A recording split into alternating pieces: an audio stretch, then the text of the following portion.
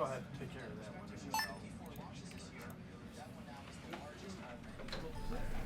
Morning, Steve Free in Chicago with the morning grain comments. Well, this is the first day of the week after yesterday's holiday, and the markets are opening up better. I think the big news overnight was the Chinese GDP data came out better than expected. It rallied the Chinese stock market. It's going to rally the U.S. stock market.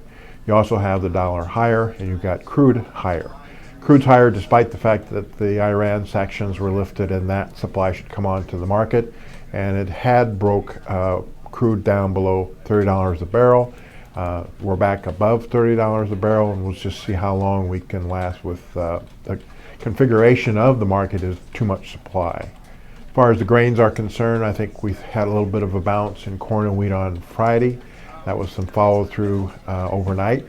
We are watching South America pretty close as we started to get into the Brazil harvest. Only 1% of the crop in north central Brazil is harvested, but yields are coming out lower than expected, lower than last year, and lower than average. So we'll have to see if that brings the crop down any more than what some people think it could be down.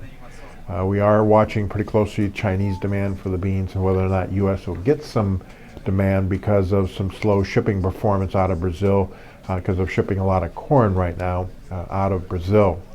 At our annual meeting, the agricultural speaker suggested that we just have too much supply. 2016 prices are going to go lower.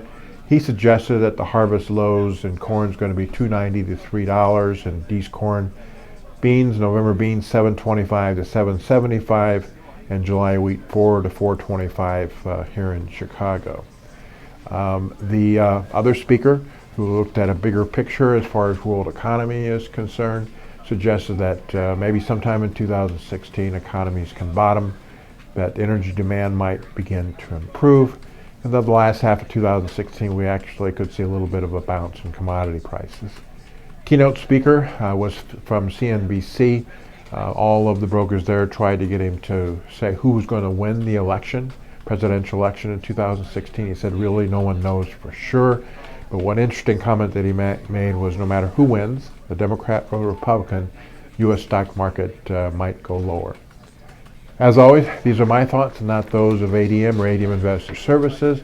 Have a safe and profitable trading day.